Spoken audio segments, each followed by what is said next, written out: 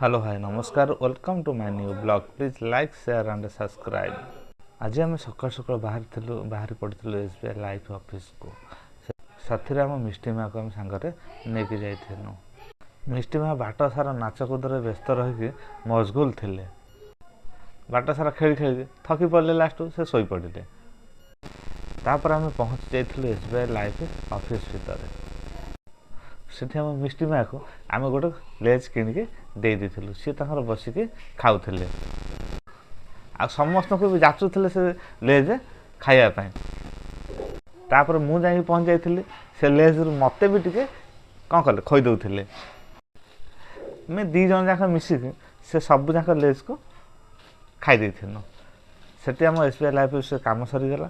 कम सरला आम घर को बाहर के पलि आसलु। रही जय जगन्नाथ।